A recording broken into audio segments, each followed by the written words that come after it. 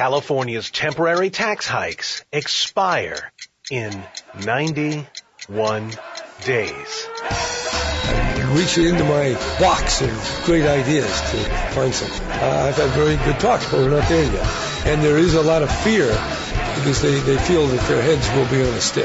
This is John and Ken's Tax Revolt 2011. I'm as mad as hell, but I'm not going to take this anymore. Yeah, phase two. Phase two. Phase 2, John and Ken Show. John Cobalt and Ken Champeau, Tax Revolt 2011, heads on a stick. Phase 2, Phase 1 complete. As you know, Phase 1 was to stop those taxes from going on the ballot, certainly by June, and that was a victory. And let me explain again why that's important. Because even though if you listen to the John and Ken Show every day, you know they really are tax increases. If there was a June vote, most of the rest of the, quote, mainstream media would pose them as tax extensions. And they can't do that. If there's no vote if there is a vote after June 30th, they cannot do that. So that was a very important victory in Tax Revolt 2011. Heads on a stick for Phase 1. And the great thing is that even if there was some sort of last-minute emergency summit, Republicans without pants, oils and lubricants flowing freely, there is no legal way they can get a tax referendum on the ballot before July 1st. Hey, you know what's it's too late now. What's pretty funny is I'm reading the stories coming out since this whole thing collapsed a couple of days ago, and predictable. Ninny-headed politicians just pointing fingers. The Brown people, of course, are saying that this Bob Dutton, who's the Republican Senate leader, got yelled at by Ann Gus Brown, and they're claiming, he's just a baby sissy.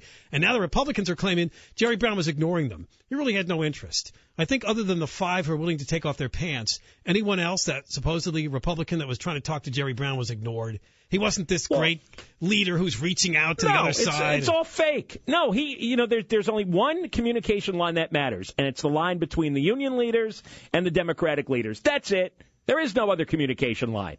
If union leaders want no pension slashing and no spending cap, then there will be none. And everything else is just a dance. It's just theater where everybody pretends that they're being reasonable and they're negotiating and they're willing to compromise and all that other rot. Beginning next week, here comes Jerry Brown.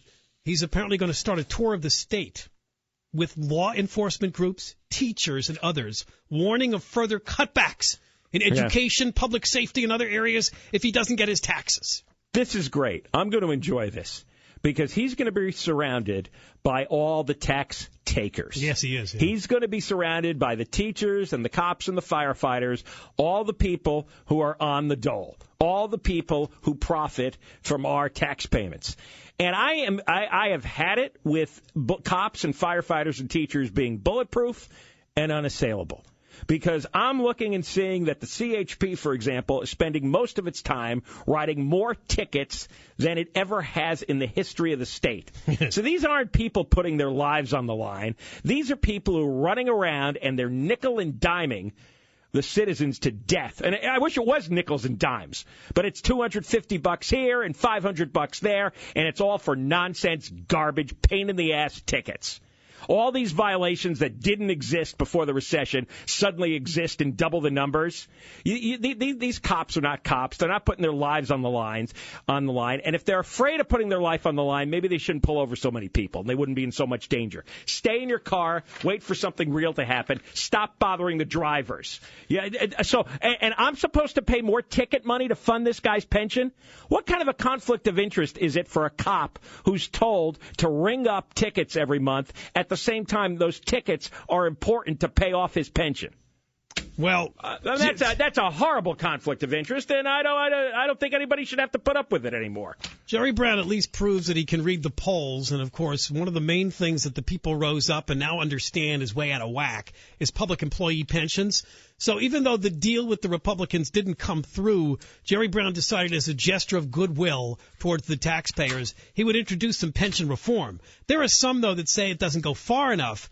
And the big thing that he wants to do, of course it doesn't, yeah. The big thing that he needs to do which is put a 401k program together for at least future workers. He simply said it was just under development. We're still discussing. That's garbage. If there's no 401k mandatory plan for all the new workers, then his pension proposals are a load of feces. They're crap. Well, speaking of feces that's the and number crap, one thing you need. He picked out a word I've never seen before in print. In fact, I've never heard it uttered before. Do you want to hear it? Yeah. He said he expects his pension plan to meet strong opposition. And here's the quote: howls of execration. You know, I saw that. And I looked it up. What is execration? That's a real word? It means to detest utterly, to abhor, to abominate. Well, I think we engage in execration. That's exactly what it is. And he said he expects the howls to come from the unions. And, of course, they did. I execrate every day. Yeah, you do. I'm in a constant state of execration. It is. Apparently, it can be used as a verb. That's a great word. All right. So I'm execrating right now. I think we're going to... and it feels kind of warm. Because when I first looked at it, I said, wow, is he talking about them taking dumps? What do you mean? I thought that's what I thought when I first read it. I thought he was talking about excreting. Yeah, me too. Oh, it's execration. Are you execrating? Not right now. Is that like lactating? John does detest a lot of things utterly, so you would have to say he execrates quite a bit. I'm execrating and lactating right now, both. Now, Darrell Steinberg, the dumb leader of the Democrats, and boring to boot, said he's a load. He would rather the legislature pass the billions in taxes rather than go to the voters. I would prefer to not have the taxes on the ballot, but that's just my preference. Because he's going to lose. The Democrats... Why would he care? They are all going to go on a tour, not just Jerry Brown, but the rest of the Democratic leaders are going to lay out for the public over the coming weeks just how horrible the Armageddon is going to be if we have an all-cuts budget in Sacramento. You know who they're going to... Like Schwarzenegger with his burn-down California tour from a few years ago, it's the same thing. They're going to try to make you believe that all is coming to an end, that it's end of days if we have a huge all-cuts budget and we don't get these taxes. They're going to go after the mommies, too. They're going to frighten the mommies about schools being closed, about 50 people in a class. I saw signs up already today. And there are ads running from the teachers' union. Yes. Yeah. Hey, did you catch the community college ad earlier in the show? No, I did not. Yeah. During the news, yeah. On our show? On our show, just a minute ago it was on. They're having some kind of $10,000 contest going on. Oh. And it says how you can get free financial aid. Yeah. Yeah, there's a listener. Create our own revenue here, you know. There's a listener that said we ought to go get a community college catalog. There's some hoots in there. Oh, the course offerings and some other things. I'm saving community college emails that people are sending us. You're forwarding to me, and whenever we get a free moment on the air, some of the stuff that's going on the inside of these community colleges, your hair's going to fall out. Well, that's a cesspool of waste. If it it really is. If it is an all-cuts budget, apparently it could be about $585 million in additional cuts to the community colleges, and that's why they're up in arms. They don't want that to happen. So. Yeah, everybody's just protecting their own ass here, and it's got nothing to do with the way state government ought to run or the way an education system ought to run. It's all about, hey, I'm getting a really good salary, and I got free health care, and I'm paying like 5 cents. Protecting the status quo. That's right. I'm getting I just want to protect this big, fat $3 million pension that's due me when I turn 55. All right. All I know, all these people know is I'm turning 55. I'm guaranteed $3 million. Everybody else, shut up. Everybody just stand down till I get to age 55. All right, speaking of the unions, the biggest of which, of course, are the teachers, the California Federation of Teachers sponsored a poll where apparently likely California voters overwhelmingly support additional income taxes on the wealthy. We'll explain what this means when we come back, and we'll explain why it's dead wrong. It really is not a good idea. California has long been too dependent on income taxes from, quote, the wealthy, and it's actually caused budget deficits. You will learn from this. Here's something we're going to leave you with so you absolutely return for the next segment. Taxing the wealthy creates budget deficits. All right? It doesn't make sense, right? You're getting a headache. Taxing the wealthy creates budget deficits. We explain next. John and Ken Show, KFI AM640, more stimulating talk radio. There's news, and then there's KFI News. We don't repeat, we report. KFI AM640, more stimulating talk radio.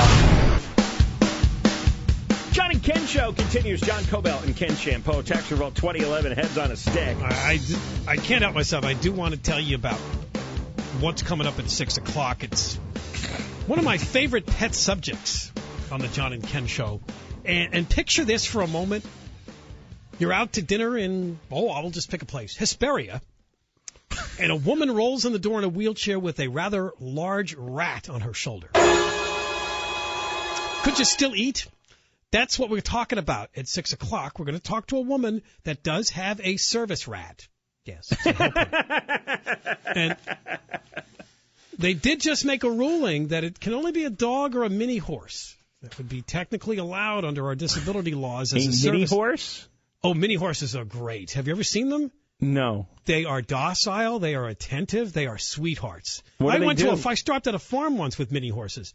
What do you mean, what do they do? Well, I don't know. I guess they provide some services. What kind of service Like do they a seeing provide? eye dog. It's similar. All They right. can do the same thing that a seeing eye dog could do. Probably they can You be don't trained. have one, do you? I do not have a mini horse. Oh, you sound so enamored with them. I thought maybe I like horses. and we're going to learn a new Ken secret. And one of the reasons that horses kind of intimidate me because they're so large that a mini horse is kind of cool because you just can kind of get the whole thing. You can kind of visualize the. I don't think they race, though, at any track. Whatever makes you happy. But we are going to talk to a woman with a service rat. She's from Hesperia. After 6 o'clock, and she'll tell you why she needs there that are rat. people with service snakes. There's a guy with a snake wrapped around his neck, yeah. Yeah. And they're out on this deal. But apparently, there's a good reason she has a rat on her shoulder. She there apparently is a reached, medical reason. And she reached agreement in Hesperia where she can bring the rat to a restaurant. So I wasn't making that up. All right, now we're back to Tax Revolt 2011, heads on a stick, phase 2. And this new poll out by the California Federation of Teachers, they hired a Democratic pollster to tell you the following. By overwhelming majorities, and actually when I looked at the poll numbers, it's a little deceptive to say it's overwhelming majorities because strongly support and somewhat support are combined into one word, support.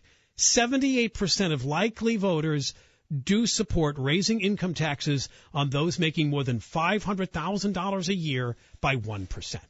Well, shouldn't it be, would you vote yes or no to raise the tax?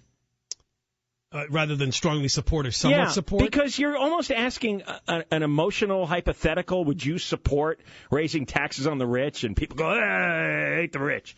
But then when you say, would you vote to increase taxes, yes or no? And then when people have to think it through, how many of them stop and say, well, no, why should we feed the Sacramento beast any more than we have? But you and I have talked about this before. Why should I punish a guy for making money? People tend to favor taxes that don't affect them, like taxes on liquor, taxes on smoker. And in this case, most people you talk to don't make $500,000 a year or more, so what the hell? Tax the other guy. So 89% of Democrats support, strongly or otherwise, this tax increase.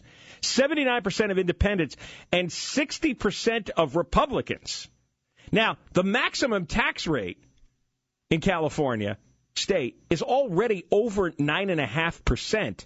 And this would be another percentage point for people earning more than $500,000 a year. And if you earn more than $1 million a year, keep in mind there's already a 1% surcharge, thanks to Darryl Steinberg and his mentally ill program. That's right. So which he it would should be a part of, by the way. That would make it 11.5% on income over $1 million. So when you take the current, I believe it's 35% tax rate federally, and then you add another 11%, you're now taking 46 cents out of every dollar from a wealthy person after his millionth dollar. And we're not going to deny that probably if you're earning more than $500,000 a year, you should be called wealthy, even though, in some neighborhoods of California, people that make $500,000 are going like, I'm poor compared to my neighbor who makes $10 million. I'm middle class. I'm barely scraping. But, you look at it, you look at it in the whole context of California's population of earners. Yeah, it depends where you want to live. Especially with the illegals thrown in there. If you want to squeeze into, a very wealthy area where people are making several million a year and you're scraping by $500,000, yeah, you're going to feel middle class. But that's your own fault for moving into a neighborhood that's beyond your means. This is actually a trick that they're trying to pull. They want to get this on the ballot in November, along with Jerry Brown's tax increases, which again are the sales tax, the car tax, and the otherwise income tax increase that expired on January 1st. This article actually claims it's a sweetener. In other words, everybody's affected by Jerry Brown's taxes. But when they go to the polls in November, they'll see, well, they're going to hit the rich with an extra 1%. So they're going to get hit with the income tax rate. All right, I'll vote yes on both. I feel better. The commercials for the tax are going to focus on the tax for the wealthy. Oh, and try to trick you into voting yes on both? Well, it'll get more left-wing voters in who do want to tax everybody. Right. It gets more union people in and all the government worker slugs. Everybody, all the tax takers, all the parasites will be drawn to the idea of showing up on an off-year election. Well, yeah, you're right. To go after the millionaire. I looked at this and I said, well, it's supposed to take in an estimated $2.5 billion. Well, that's not going to solve the deficit from the tax perspective. But I said, they want to have both on the ballot. They want to have the other taxes that they want to keep going, and they want to have a new tax, an extra 1% on the wealthy. One of the things I'm wondering here is, and stop and think about this, since so many of you are willing to tax the wealthy, if somebody makes an extra $1 million and they already have to pay $450,000 in taxes. Oh, you mean between federal and state, yeah. Between federal and state. Why do you want to make it $460,000? The $450,000 isn't enough out of $1 million? If you made that extra $1 million, would you want to pay $450,000? Because these wealthy people are getting nothing in return from the government. Nothing. Well, so why should they have to, just out of a sense of fairness, why do they have to pay? Well, they can afford it. Well, so what? It's not your business what they can afford. Well, when we come back, we'll tell you the real reason, and that's a great reason, too, but there's another reason why this is a dopey idea. It actually makes the deficit problem worse, and there's proof of this. It is an over-reliance on taxing the wealthy, and California's had this problem for years. Are you ready? Your head's going to hurt, but we're finally going to get to it. How taxing the wealthy creates bigger deficits. It's true. John and Ken Show. John Cobelt and Ken Shampoo. Tax Revolt 2011 heads on a stick. And the latest ugly tax news is the California Federation of Teachers sponsored a poll and found out that a large number of people are willing to increase income taxes on the wealthy. In this poll, it was defined as earning more than $500,000 a year. 78% are willing to support a 1% increase in the taxes. And this is a stupid idea, because the more you rely on the wealthy to pay taxes, the bigger your budget deficit when things go bad. That is exactly. Now, let me throw out something to you. They apparently did a study, and we're going to talk about a Wall Street Journal article, too, called The Price of Taxing the Rich, which has got a lot of great stuff in it. But I also got this story that I saved. Apparently in a publication called 2011 CalFacts, the legislative analyst presented two pie charts, one from 1970 and one from last fiscal year that ended June 30th, 2010. Do you know over that 40-year period, state income tax climbed from 27% of the budget to 51% of the budget? And, of course, one of the reasons for that is Prop 13, which killed collecting all the property tax money that they wanted to hoard. But here's something I want you to hear. For example, 117,897 Californians with taxable income of $500,000 or more paid $17 billion of the $42 billion collected in 2008. 117,000 people paid $17 billion of the pile of income tax money collected in 2000. It's 40% of the total collections came from just 117,000 Californians. And now we'll explain why this is a bad deal. You know, most people don't make that kind of money and will never make that kind of money. Most people have a regular salary. You make the same thing every week, every year, plus the little piddly raise that you may get. So you know what you're going to make from year to year to year generally. Wealthy people, their incomes swing wildly. Capital gains is what we're talking about. Especially if they're dependent on the stock market for their income. If their investments are heavily into things like stocks, capital gains play into this. In fact, we've talked about this before. You go back to the dot-com boom. It was an incredible rake-in by state government from taxes on the wealthy due to their exorbitant capital gains. And again, it happened to some extent with the real estate boom that ended a few years ago. Same thing. The state racked in money, and we've talked about how all they did was expand government, spend up all that money, act like they were going to continue to collect that much from the wealthy people for every year into the future. And then when it didn't happen, they went, I guess we've got to raise taxes again. We have a budget deficit. This is horrendous. Because they're idiots. As the wealthy have increased their income, their income has become more unstable. And according to the Wall Street Journal, between 2007 and 2008, that's when the recession started, the incomes of the top earning 1% fell 16%. It only fell 4% for all United States earners. But for the top 1%, it fell 16%. And you know why? Because the highest salaries are usually linked to financial markets, stock-based pay, or investments. So they're prone to sudden shocks. Well, the wealthy's income swings have created more extreme booms and busts for state governments. There's a researcher by the name of Brad Williams who is highlighted in this Wall Street Journal article who studies this kind of stuff. And here's some of what he found. By the way, it's a great article. You ought to read it. After the dot-com bust, California's revenues from capital gains fell by more than two-thirds to $5 billion in 2003 from $17 billion in 2001, when personal income taxes fell 15% over the same period. The recession created a mirror image of the boom, with the wealthy leading the crash and dragging tax revenues down with them. By 2002, California had a budget shortfall of more than $20 billion. And as you can see, the capital gains money just dropped off from $17 billion to $5 billion. I mean, that's a $12 billion crash in just a couple of years.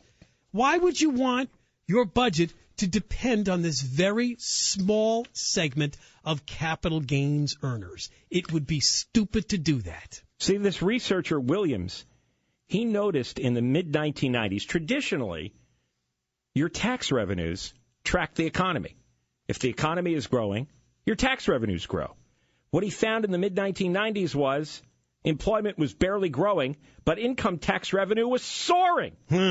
He'd never encountered a puzzle like this before. How could you have two different economies?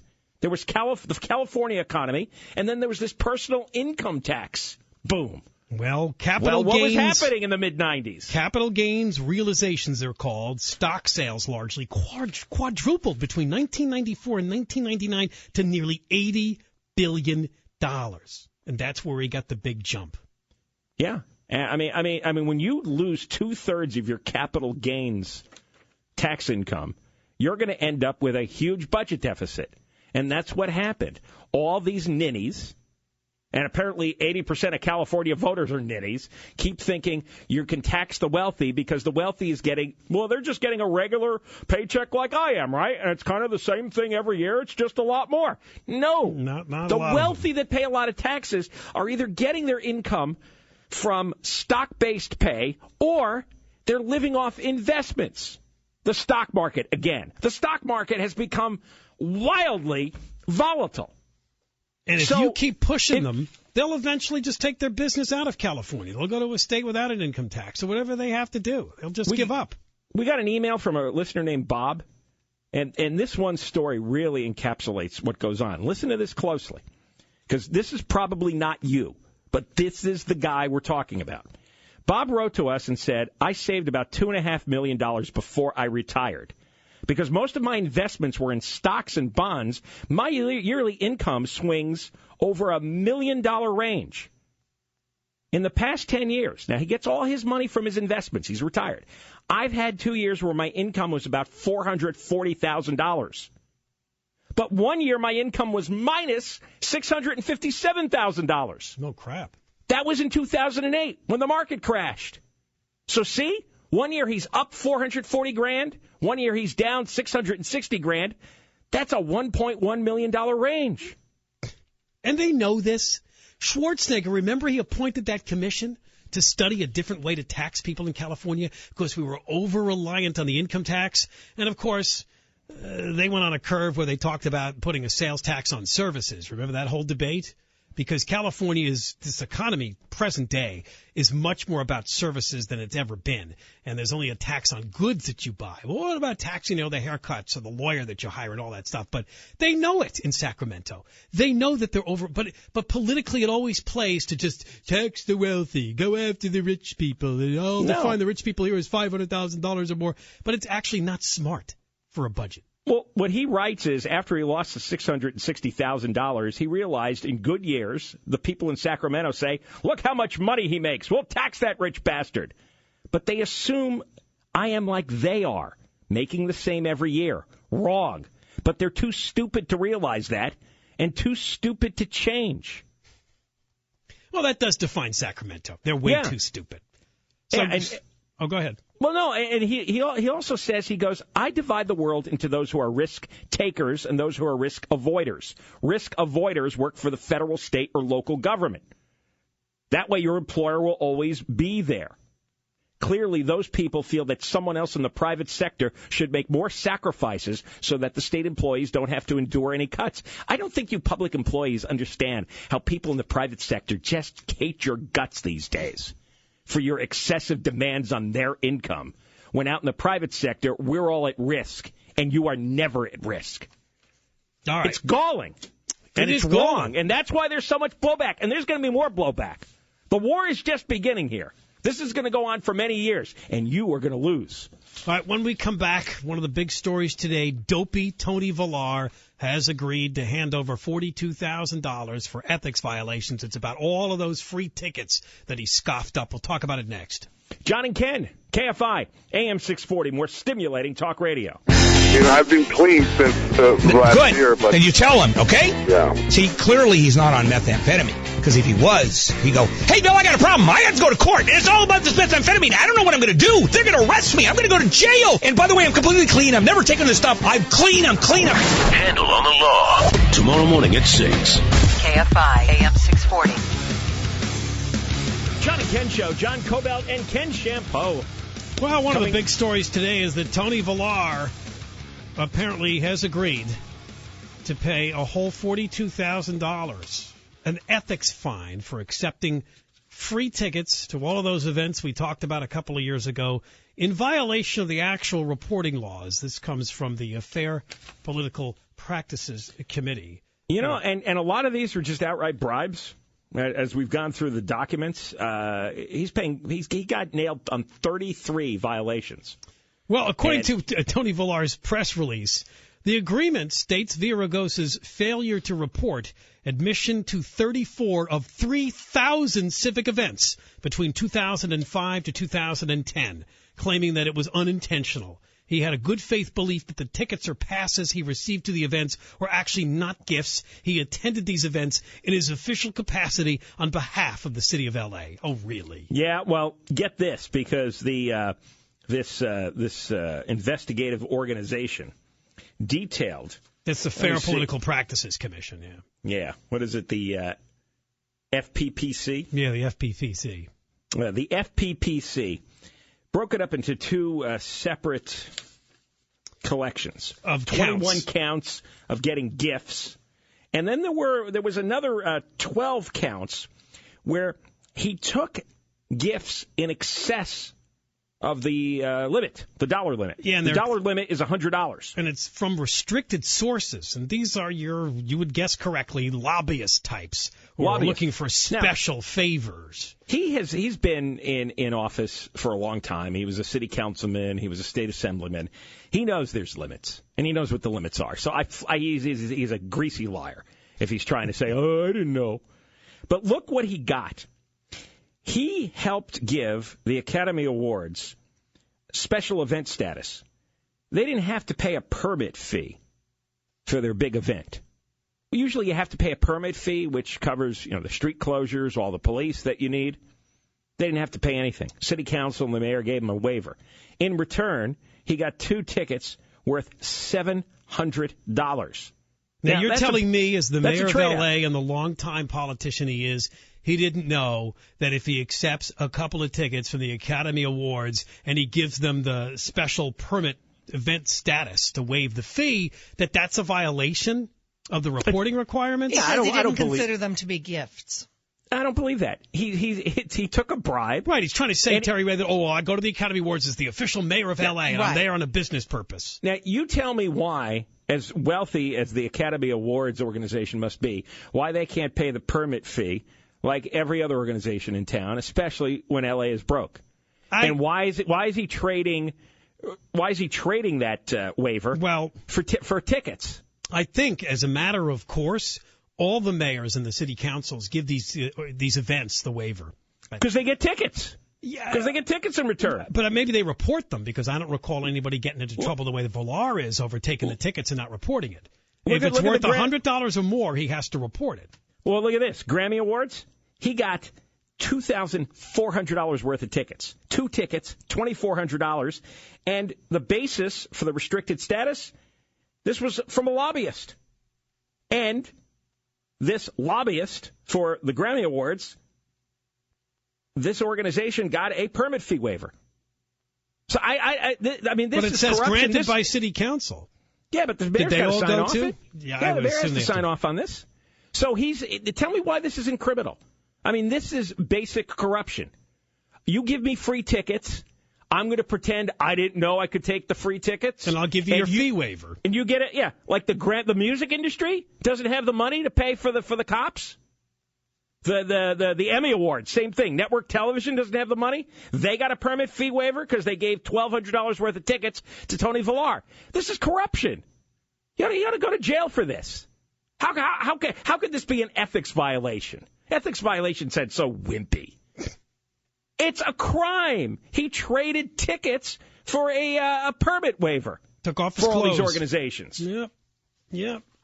He played the whoremaster. Now, what do you need? What do you want? Just get me into the event because I want to be seen. That's what I'm all about. Come on, let's go. That's right. Who's paying the $42,000 fine? And some of these were, of course, no low-end things. These were Laker playoff games and Dodger playoff games. These were big events in addition to what John mentioned, like the Emmy Awards, the Grammy Awards, and the Academy Awards.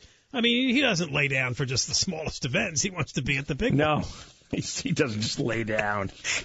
That's all he does. He just lays down. He doesn't prostrate himself for just He's always laying down every night for somebody. So they reached a compromise of $42,000 he's agreed to pay, and apparently they put out some sort of a statement that it looked like he, in good faith, did not know he was supposed to report these events. So if you're an organization and you want to get one of those permit fee waivers, you got to give old Tony V some tickets.